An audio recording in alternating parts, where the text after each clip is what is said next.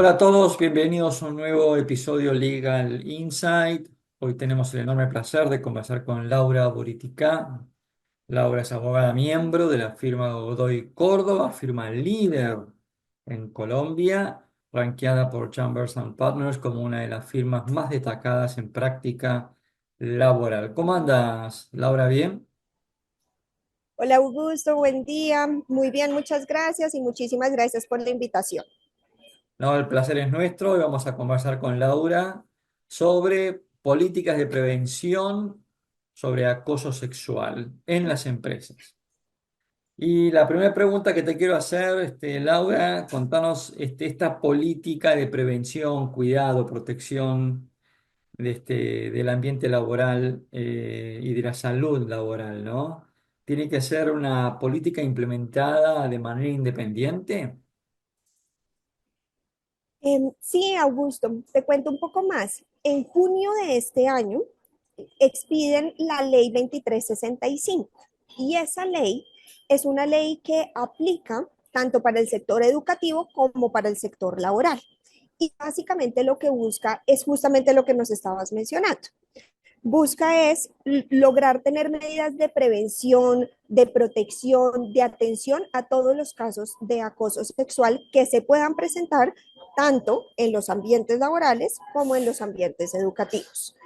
Y esta ley a nosotros nos indica que debemos tener una política interna dentro de las empresas, dentro de las organizaciones, justamente para prevenir estos casos de acoso sexual o para saber la manera como lo debemos tratar. Es decir, si se presenta hoy en día en la organización donde trabajas un tema de presunto acoso sexual, ¿a dónde debo ir? ¿Dónde debo denunciar? Claro. ¿Qué debo hacer y bajo qué mecanismos? Entonces, esta política se debe tener y la idea es justamente para introducir todos esos canales a través de los cuales puedo hacer este tipo de denuncias. Y la pregunta que me hacías es si debe ser independiente. Ujú. Y la razón es que sí. Nosotros en Colombia, ¿qué tenemos? Tenemos todo el tema de acoso laboral, ¿sí?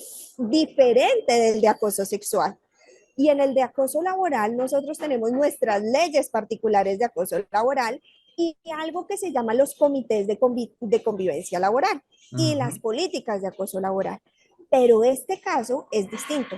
En acoso sexual debemos tener órganos diferentes, políticas diferentes, porque los manejos son diferentes en uno u otro caso.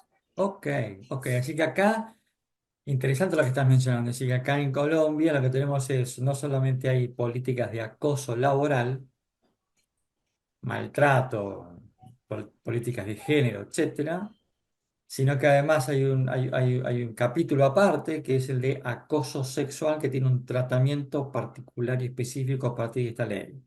Bien, entonces, esta política de prevención, cuidado de acoso sexual. Tiranos una pincelada de qué entendés vos que debería contener. Ok, lo más importante que debe contener, y era lo que estaba mencionando al inicio, es ese canal de atención, ¿sí? Ujú. Si se presenta un caso, ¿dónde debo ir? ¿Dónde debo acudir? Obviamente el alcance de la política, ¿a quiénes cubre? Y esto importante, no solamente es a trabajadores, también nos cubre a practicantes, aprendices, personas con contratos civiles o de prestación de servicio que están en el ambiente laboral. Ujú. Entonces, esa política debe contener ese alcance, ese protocolo, esa vía a través de la cual yo puedo hacer estas denuncias. Y asimismo, por supuesto, en algunas de estas políticas se aduce a temas importantes de la ley, como lo son las garantías que deben tener estas presuntas víctimas o estos presuntos testigos que ponen de presente pues alguna situación irregular en este campo. Ok. Y esta ley, ¿no es cierto?, de prevención, cuidado de acoso sexual, ¿solamente tiene que ver con el ámbito laboral o también se expande a contratistas de la empresa, digamos, solamente y abarca al espacio interno de la empresa o también en el vínculo con externos? Mira que Es curioso porque lo que dice es que realmente abarca el ámbito laboral como tal. Ok. Pero ¿quiénes están en el ámbito laboral? Pues realmente en el ámbito laboral tú tienes a trabajadores, por supuesto, y empleadores, pero también a veces tienes a un contratista que va a prestarte algún servicio. O puedes tener pasantes, puedes tener practicantes, Mm, puedes tener muchas personas dentro del contexto laboral y esta ley particularmente le aplicaría a todas ellas. ok. No discrimina que sea únicamente trabajadores y empleadores, porque realmente lo cierto es que el acoso sexual pues se puede presentar en todas las gamas, digamos, en todos los ámbitos, en todos los niveles jerárquicos. Entonces Ujú. la idea es que tenga plena cobertura hacia todas las personas pues que puedan estar ahí incluidas. Bien. Y en tu experiencia, ¿no? ¿Por qué no nos cuentas un poquito cómo sería un protocolo de denuncias? Bueno, yo te voy a contar un poco también mis opiniones aquí sobre esta ley, ¿no? Ujú. Porque, y voy a de pronto a expandir un poquito más sobre este tema. Cuando tú te vas a la ley, ves una definición de lo que es un presunto acoso sexual. Y lo cierto es que es supremamente amplia la definición, ¿sí?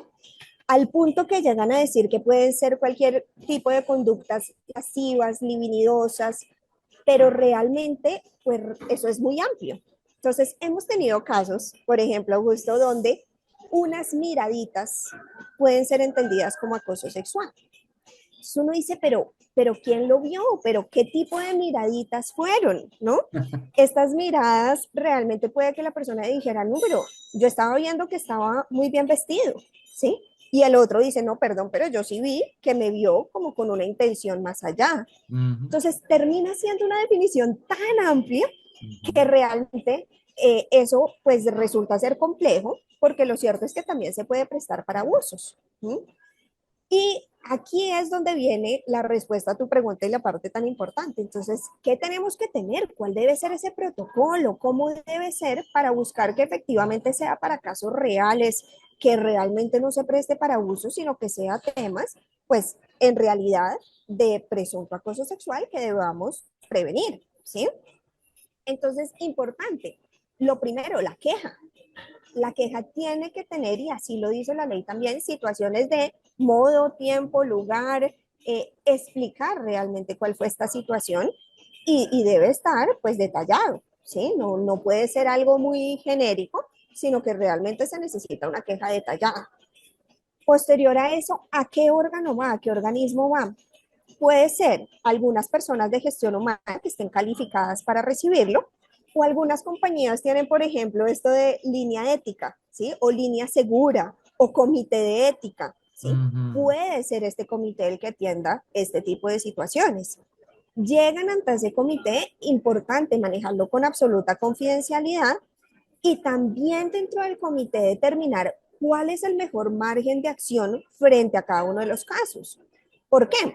Porque hay casos donde tú puedes decir, ok, sentar a las partes y dialogar puede ser una alternativa, pero hay casos donde dices todo lo contrario. ¿Sí? Necesito hacer una investigación de forma completamente individual, separada, muy confidencial. Depende de cada caso, digamos que el protocolo interno ya que utilice cada uno de estos comités que lo va a atender. ¿Mm? Y Ahora, acá te interrumpo un minuto porque me resulta sumamente interesante, digamos, cuando la empresa redacta su protocolo o redacta su manual, por así decir, de buenas conductas o buenas prácticas. Habrá empresas más estrictas, en el sentido de, cuando digo más estrictas, me estoy refiriendo a, che, no tomo cualquier denuncia, ¿no? Y habrá empresas quizás más laxas, donde, bueno, cualquier llamado, cualquier denuncia, ¿no es cierto?, dispara una investigación interna, por así decirlo. Bueno, digamos, en esto va a haber que encontrar un muy delicado equilibrio, ¿no? Porque si no es como que se empieza también, esto empieza a ser como, me parece como perjudicial para el ambiente laboral, ¿o me equivoco en lo que digo? sí, pero mira el problema que tenemos. Es una línea muy delgada. ¿Mm? Claro. ¿Tú cómo vas a decir, este caso lo atiendo, lo reviso, y este, la verdad, no tiene fundamento? Claro. ¿Y qué pasa? Es muy difícil hacerlo. ¿Qué Ah, te dice la ley como tal? Te dice, esto todo se activa tan solo con la queja, incluyendo, sí, modo, tiempo, lugar, pero se activa todo. ujú, Y yo diría, así no le veamos mucho fundamento, pues debemos iniciar el protocolo, ¿sí? ok. Porque ya en el marco de la investigación empezamos a ver si realmente tiene fundamento o no lo tiene. Yo te voy a poner unos casos de la vida real que nos están pasando en este momento y que de pronto esto nos puede mostrar realmente una luz de por qué todos los casos terminan al final siendo importantes, al menos en su parte de investigación. Eh, este es un caso de una persona que dice, yo me sentí acosada y víctima de un tema de acoso sexual porque mi par con el que estaba haciendo un trabajo, en el momento en que estábamos haciendo un trabajo, nos llega una buena noticia de algo, de un concurso que nos ganamos. Y cuando nos llega esa buena noticia, mi par me dice, felicíteme. Y se hace así, ¿sí? En su mejilla como en señal de felicíteme, pues como un beso, pero esta es la, digamos que lo que redacta una de las partes, ¿no? Y lo que dice, eso fue lo que pasó, pero Ujú, pues en ningún momento fue nada más. ujú. ¿Qué señala la otra parte dentro de la investigación? La otra parte dice, no, qué pena, eso no sucedió así. A mí me vine, efectivamente estábamos trabajando, nos llega la buena noticia y él me empieza a decir, ¿y cómo me va a felicitar? Es que un solo beso no es suficiente. ¿Y qué vamos a hacer al respecto? ¿Y Mm, cuáles son sus ideas para celebrar este gran acontecimiento? ujú. ¿En dónde nos encontramos después del trabajo? Entonces, claro, esto cuando tú ves las dos partes, tú al principio dices como que la primera historia uno dice, no, pero como un poco excesivo, ¿sí? Ujú. Pero la segunda historia uno ya dice, ok, esto sí hay que investigar. ¿Qué Ok, será lo que sucedió acá? Entonces, por eso la línea termina siendo muy delgada y es importante, pues, de alguna forma todos los casos y darles algún tipo de tratamiento. Y como te cuento, al menos en su parte de investigación, mira lo que logramos descubrir, que realmente no era tanto la versión del inicial, ¿sí? Sino que podía ser algo de la segunda versión y al final, pues después de una labor de investigación es que logras determinar realmente qué ok. pudo haber sucedido. Y para terminar, Laura, está tan interesante charla contigo. En definitiva, ¿quién es el que termina sancionando? O no, ¿no? O absolviendo, ¿no es cierto? ¿Cuál es el órgano interno que lo termina decidiendo? Mira, esta es una de las preguntas más importantes, ¿sí? Porque este comité, conformado por gestión humana o por la línea ética, en fin, no pueden determinar si existe una conducta de acoso sexual. No lo pueden hacer, ¿sí? ¿Por qué? Porque ellos no son penalistas, ¿no? Ni están ni son la fiscalía. Los únicos que pueden determinar si existe una conducta de acoso sexual son las autoridades, ¿sí? Hablemos en materia penal de la fiscalía o de los jueces laborales en caso que exista una demanda, son autoridades. ¿Qué puede hacer este órgano interno, este comité? Ellos lo que sí pueden hacer es investigar, tomar medidas preventivas y medidas de garantía para la presunta víctima o los presuntos testigos.